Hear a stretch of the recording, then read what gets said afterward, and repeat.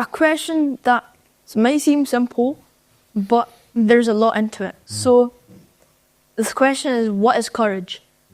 So, Mr. Sahil, how would you define courage? What do you think courage is? Assuming that hopefully I know what courage is, okay? So let's go deep inside the system, okay? There's a certain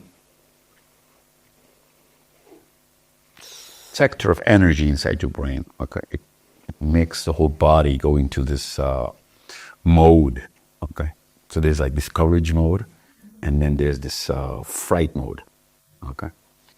Now the courage mode has a lot more fright than the fright mode. Okay, that's the trick. And a lot of people miss out on the fact that, they think that courage means no fear. Courage actually has a lot more fear. Okay? So much fear that, your regular fright mode won't even have that, a trace of it. So, first understand what courage is. Courage is to understand your fear, know where it's coming from, and know what is really damaging you. That's the actual courage. Now that could be fighting a guy in the street, or confronting your father or mother not doing the right thing when they're not doing it, and you have to have enough courage to confront them. Or go walk up to your school principal and tell them that, I don't believe in the policy. It's not for the according to the vision of the whole system of education, right? Yeah. I mean, one day you have to make the movements, okay, and make the change. So both of them come from the same part of the body. Actually, there's an organ for it. Okay, so you see those tentacles on the cockroach, those antennas. Yeah. You know what they're for? What? There's sensing danger. Okay, obviously the cockroach does a lot more than just sense danger, but that's primarily the function of those tentacles. We have those tentacles too. Like literally the same tentacles. The two tentacles inside our brain, they call amygdalas. They sense danger from everywhere. Okay. Now, as much as they can sense danger, if you understand that you're training to paying the price for confronting that danger, that toll that you want to pay, you need to pay, okay, that follow through is called courage. Then I am going to pay that toll, be it my life. If it comes down to that, be it my life. Because if I don't do it, the price that you'll have to pay for living with that luggage that you're going to wake up every night thinking that, what if I had done the right thing? You feel so less of a man and a human being of not doing the right thing. That luggage is way more. Okay, that cancer is way more of it's going to take a lot more toll.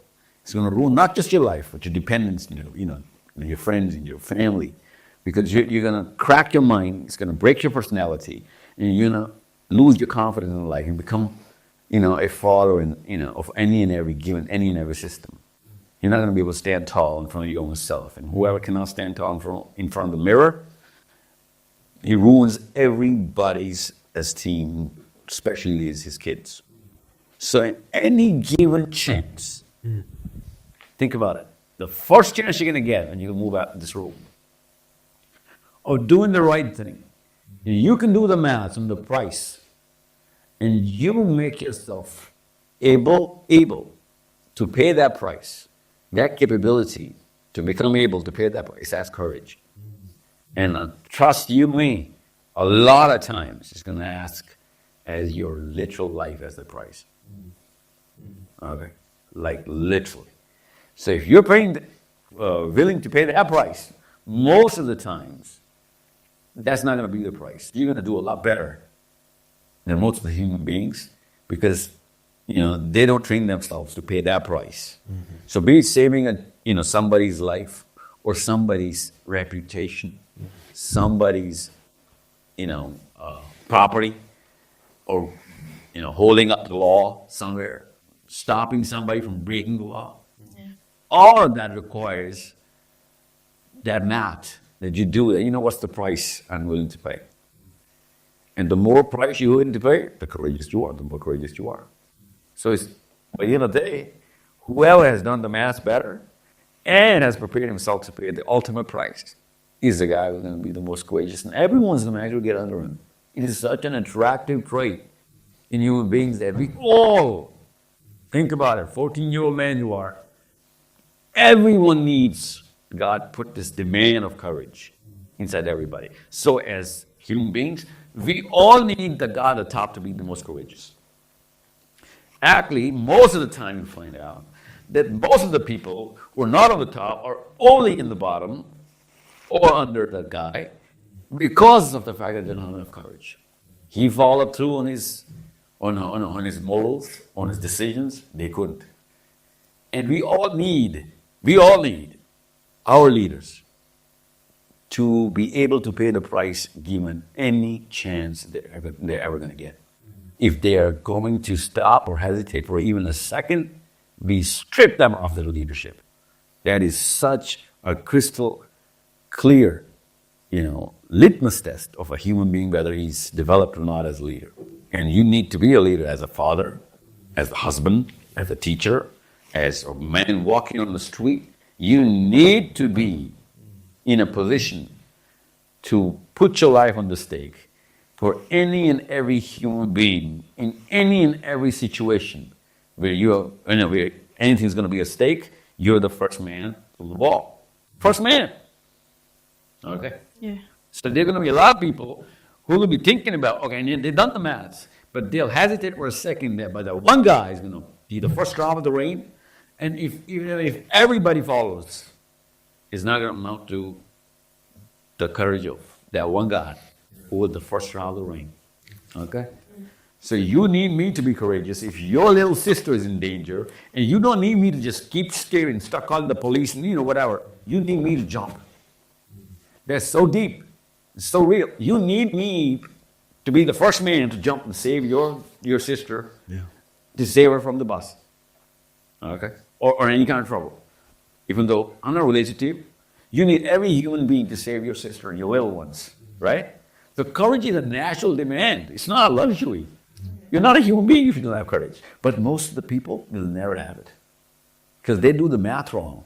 They try and save themselves in the price of everybody else's. Like literally, they can let people die in front of them and save their one life, and thousands will die, and they won't do anything. See the kind of math human beings do? See how powerful this selfishness is? Understand how powerful that is. No, understand it. Think of your sister. Imagine her being in trouble. Your sister is 6, 7. Think of it. I know there's no doubt that you love her, right? Now think of her being in a trouble where she could lose her life. And now think of how low that human being is who would not sacrifice his for her. Yeah? Yeah. So weird, isn't it? People who are not even related by blood, they have to give up their life for people, strangers, total strangers, jump to save up somebody, even though they don't know how to swim, but they just can't see the other person in trouble. You know what I'm saying? How come we absolutely love, we absolutely demand that sacrifice from random strangers, man? How come? Think about it, okay? Spend the rest of your life thinking about it. That you demand total strangers to jump in the water, the deep side of the pool, to save your sister. Okay? Yeah. That is the bond between all human beings. Yeah. Yeah, we're supposed to do it even for animals. You know that, right? Yeah. Even for animals, we're supposed to do that. A human being is a way higher, commodity. So understand what courage is, why courage is, and who is courageous. These are the 3 things. Oh, wow. I know. It's like the ultimate prize that we all, we have gavels in our hands. Passing wardings about total strangers, not even being human beings, disqualify you as human beings. You didn't jump for my sister or anybody else's kid. Why didn't you jump? This is so natural. It's built into every little cell of my body and yours. Wow. I know. That's great.